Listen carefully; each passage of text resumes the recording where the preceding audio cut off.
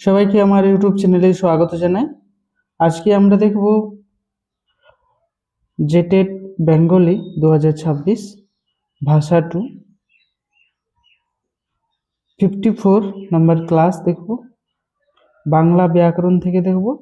এবং আজকের যে টপিকস হচ্ছে সে টপিকসটা হচ্ছে গিয়ে কারক ও বিভক্তি। কারক ও বিভক্তি ক্ষেত্রীয় ভাষার বাংলা এবং 1 to 5 or 6 to 8। ঠিক আছে, এখানে আমরা বিশেষ করে তার পুরো ডিটেলস দেখব। কারক ও বিভক্তি কি সেটা আমরা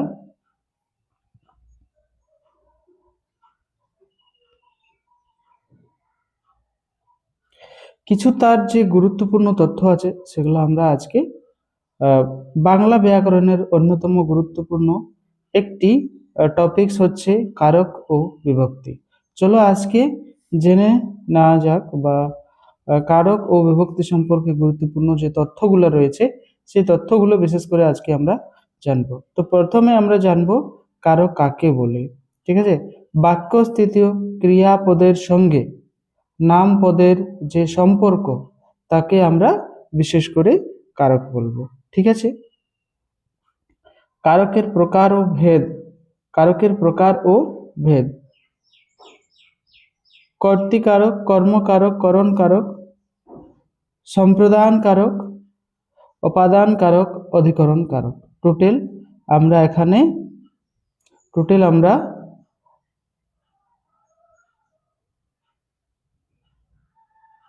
এই যে এখানেও দেওয়া আছে। ঠিক আছে, আমরা টোটাল 1 2 3 4 5 6।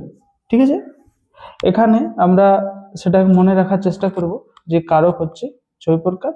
এটা কিন্তু কোশ্চেন অনেকবার এসেছে। ঠিক আছে, তারপর বিভক্তি কাকে বলে আমরা বিশেষ করে বিভক্তি সম্পর্কে জানকারি প্রাপ্ত করব।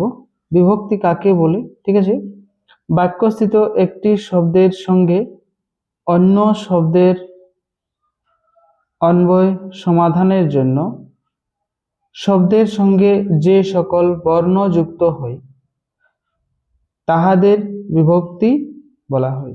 মানে বাক্যের মধ্যে যে শব্দ আমাদের রয়েছে সেই শব্দের মধ্যে বিশেষ করে শব্দের মধ্যে অন্য যে শব্দের সমাধান তাদের সাথে আমাদের কিন্তু যে সম্পর্ক রয়েছে সেই বর্ণগুলোকে বিশেষ করে আমরা দেখব, বাস তাদের সাথে সেগুলো কিন্তু যুক্ত থাকে।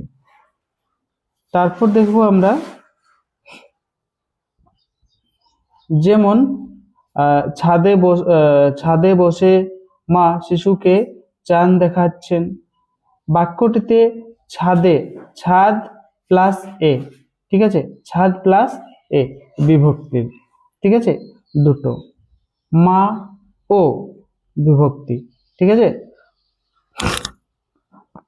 তারপর রয়েছে শিশুকে, তাহলে শিশু যুক্ত কে, এটা হচ্ছে বিভক্তি।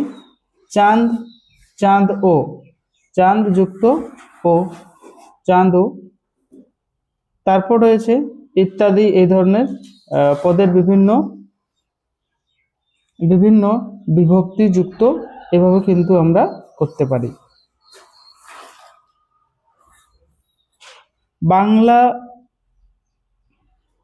বাংলা শব্দ বিভক্তি: শূন্য বিভক্তি অথবা অবিভক্তি। এই, ওইতে, এ, কে, রে, র, এরা, এই কয়টি খাঁটি বাংলার শব্দের বিভক্তি কিন্তু রয়েছে। ঠিক আছে, এ, ওই, তে, এ, কে, রে, এর, এরা, এইভাবে এইগুলো। ঠিক আছে, এছাড়া বিভক্তির স্থানীয় কয়েকটি অব্যয় শব্দ।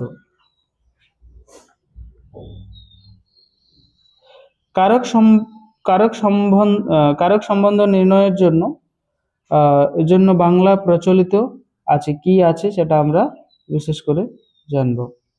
এখানে দেখব বিভক্তির আকৃতি। একবচন এবং বহুবচন ভেদে বিভক্তির আকৃতিগত পার্থক্য দেখা যায়। কিভাবে দেখা যায় আমরা এখানে দেখব। বিভক্তি একবচন বহুবচন।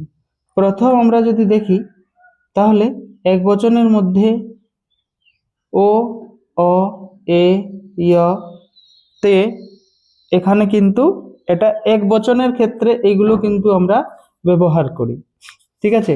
বহু বচনে কিন্তু এগুলো চেঞ্জ হয়ে যায়, এরা, ঠিক আছে, এটার ক্ষেত্রে এরা, ওর ক্ষেত্রে ওরা, গুলো, গণ, ঠিক আছে। এইভাবে এগুলো কিন্তু আমরা বহু বচনে। দ্বিতীয় ক্ষেত্রে কি হয়, দ্বিতীয় ক্ষেত্রে আমরা দেখব দ্বিতীয় মধ্যে কে, রে, এরে, এগুলো সব এক বচনের ক্ষেত্রে হয়। বহু বচনের ক্ষেত্রে কি হয়, দিকে, দিগকে, দের, এগুলো বহু বচনের ক্ষেত্রে কিন্তু দেখা যায়। তৃতীয়ার ক্ষেত্রে কি হয়, দ্বারা, দিয়া, কর্তৃক, এগুলো। দ্বিতীয়ার ক্ষেত্রে বহুবচনের ক্ষেত্রে কি হয়, দের, দিয়া, দিগকে, দ্বারা, দিক ও কর্তৃক, এইভাবে কিন্তু এগুলো বিশেষ করে দেখা যায়। তারপর রয়েছে চতুর্থী। চতুর্থী এক বচনে কি হয়, দ্বিতীয়ার মতো, জন্য, নিমিত্তি এবং দ্বিতীয়ার মতো, এইভাবে। পঞ্চমীতে কি হয়, হইতে, থেকে, চেয়ে, হতে, ঠিক আছে। তারপরে হয় দের, বহুবচনে কি হয়, দের, হইতে, দিগকে, চেয়ে, এগুলো হয় বহুবচনের ক্ষেত্রে। ষষ্ঠী 6 নম্বরে কি হয়, ষষ্ঠী র, এর, দিগের, দের, গুলের। সপ্তমীতে কি হয়, এ, য়, তে, এতে, এখানে কি হয়, দিকে, দিগে, দিগতে, দিগেতে और গুলিতে, এগুলো কিন্তু হয় বিশেষ করে আমাদের বহুবচনের ক্ষেত্রে, এগুলো আমরা বিশেষ করে দেখি। এখন আমরা দেখব কারকের প্রকার ভেদ। কর্তৃকারক কিভাবে আমরা দেখছি, দেখো এখানে বাক্য স্থিত যে বিশেষ্য বা সর্বনাম পদ ক্রিয়ার সম্পন্ন করে তাকে আমরা কর্তৃকারক বলি। আবার দেখো, বাক্যের মধ্যে যে বিশেষ্য বা সর্বনাম পদ ক্রিয়ার সম্পন্ন করে তাকে আমরা কর্তৃকারক বলি। যেমন আমরা এখানে দেখব, মেয়েরা ফুল তোলে, ঠিক আছে। তো মেয়েরা ফুল তোলে, এখানে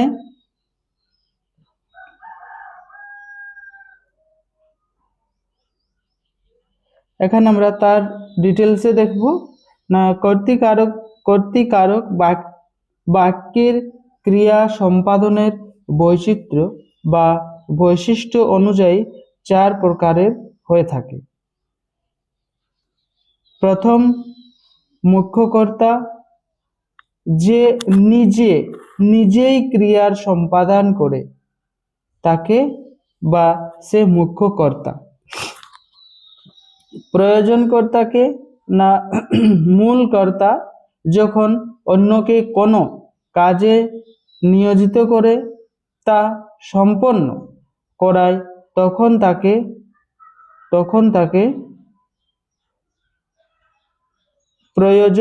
প্রয়োজক কর্তা বলা হয়। প্রযোজ্য কর্তা কাকে বলা হয় না, মূল কর্তা মানে যে করছে বা করাচ্ছে, মূল কর্তা করণীয় কার্য যাকে দিয়ে সম্পাদিত হয় তাকে প্রযোজ্য কর্তা বলে। ব্যতিহার কর্তা, কোনো বাক্যে যে দুটো কর্তা একত্রে এক জাতীয় ক্রিয়া সম্পাদন করে তাকে ব্যতিহার কর্তাও বলা হয় বা বলে। তারপর রয়েছে বাক্যের বাচ্য বা প্রকাশভঙ্গি অনুসারে কর্তা 3 রকম হতে পারে।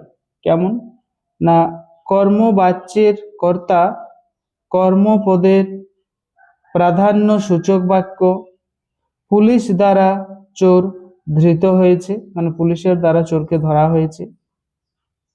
তারপর ভাববাচ্যের কর্তা কি না, ক্রিয়ার প্রাধান্য সূচক বাক্য আমার যাওয়া হবে না।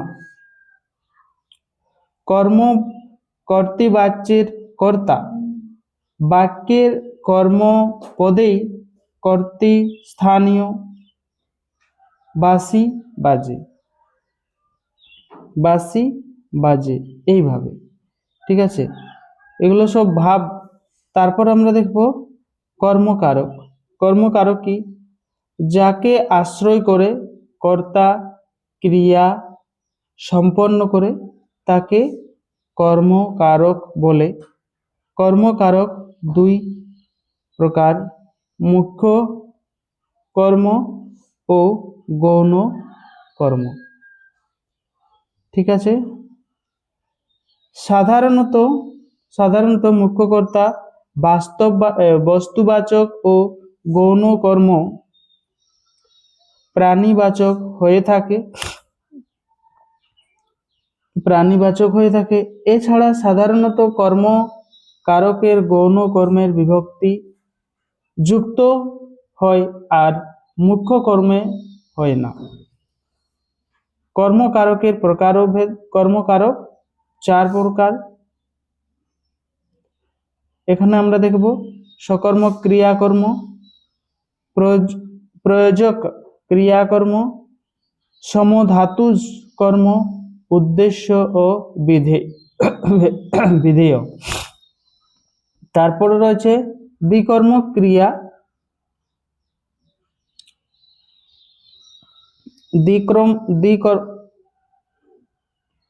দ্বিকর্মক ক্রিয়ার 2টি পরস্পরের অপেক্ষিত কর্মপদ থাকলে প্রধান কাজটিকে বলা হয় উদ্দেশ্য কর্ম, অপেক্ষিত কর্মটিকে বলা হয় বিধেয় কর্ম। তারপর দেখব আমরা করণকারক। করণ শব্দটির অর্থ যন্ত্র সহায়ক বা উপায়। ক্রিয়া সম্পাদনের যন্ত্র, উপকরণ বা সহায়ককে করণকারক বলে। সম্প্রদানকারক, যাকে সত্য ত্যাগ করে দান, অর্চনা, সাহায্য ইত্যাদি করা হয় তাকে সংস্কৃত ব্যাকরণ অনুযায়ী সম্প্রদান কারক বলে। এর উদাহরণ আমরা খুব ভালোভাবে দেখব পরে। অপাদান কারক, যা থেকে কিছু বিচ্ছিত, গৃহীত, জাত, বিরত, আরম্ভ, দরীভূত, রক্ষিত হয় এবং যা দেখে কেউ ভীত হয় তাকে অপাদান কারক বলা হয়। অপাদান কারক এর উদাহরণ: বিচ্ছিত গাছ থেকে পাতা পড়ে, গৃহীত সুক্তি থেকে মুক্তি মেলে, জাত জমি থেকে ফল পাই, বিরত পাপের বিরত হও, বিরত পাপে বিরত হও, দূরীভূত দেশ থেকে পঙ্গপাল চলে গেছে, রক্ষিত বিপদ থেকে বাঁচাও, আরম্ভ সোমবার থেকে পরীক্ষা শুরু, ভীত বাঘকে ভয় পাই না। কে? অধিকরণ কারক। অধিকরণ কারক ক্রিয়া সম্পাদনের কাল মানে সময় এবং আধারকে অধিকরণ কারক বলে। অধিকরণ কারককে সপ্তমী অর্থাৎ এ, য়, তে ইত্যাদি বিভক্তি যুক্ত হয়। অধিকরণ কারক তিন প্রকার,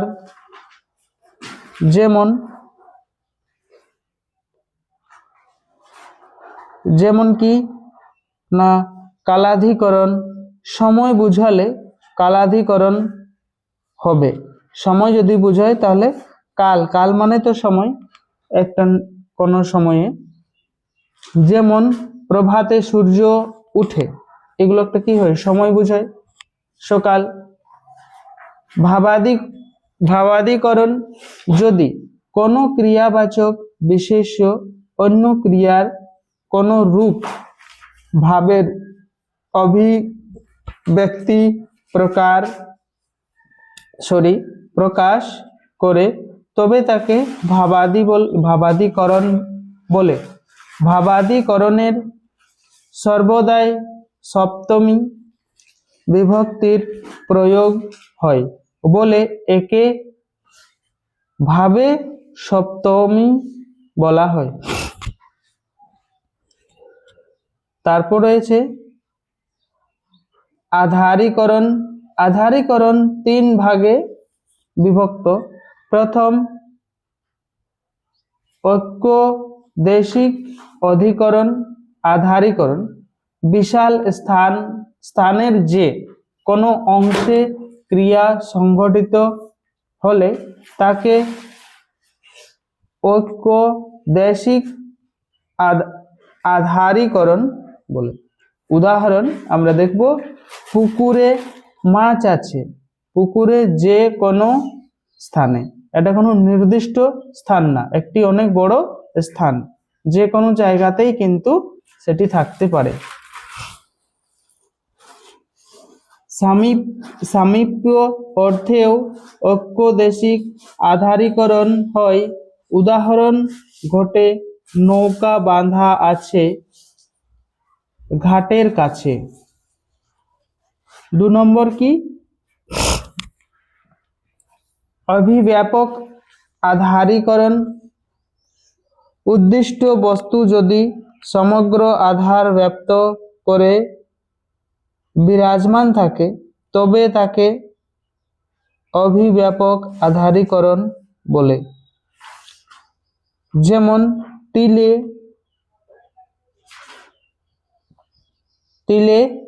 তৈল আছে, তিলের সারা অংশব্যাপী, শুধু তিলের এক অংশতে না, তিলের সমস্ত অংশতেই কিন্তু আমরা তৈল পাই। 3 নম্বর কি আছে, বৈষয়িক আধারিকরণ। বিষয় বিশেষে বা কোনো বিশেষ গুণে কারো কোনো দক্ষতা বা ক্ষমতা থাকলে সেখানে বৈষয়িক আধারিকরণ হয়। যেমন রাকিব অঙ্কে কাঁচা কিন্তু ব্যাকরণে ভালো।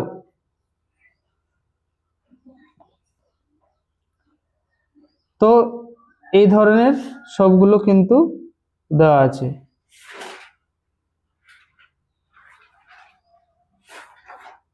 ঠিক আছে,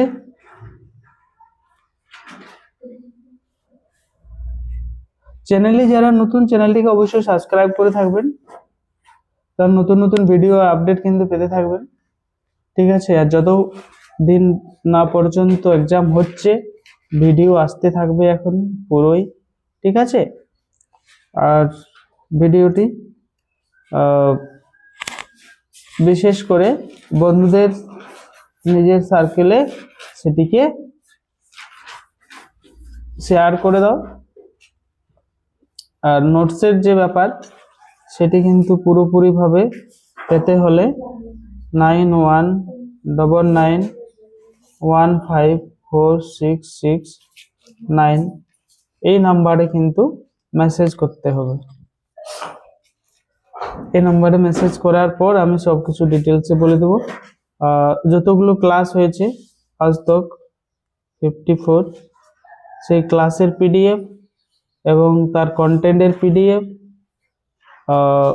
এর থেকে বেশি হবে পিডিএফ, কিন্তু কন্টেন্টগুলো ক্লাস তো হয় না, ওগুলো শুধু পিডিএফ হয়, এমসিকিউ গুলোর পিডিএফ, এই করে সমস্ত পিডিএফ কিন্তু পেয়ে যাবে নোটসের। আমি ক্লাসের জন্য কারো কাছে মানে যে ফিসটা নেওয়া হয় সেটা ক্লাসের জন্য বিশেষ করে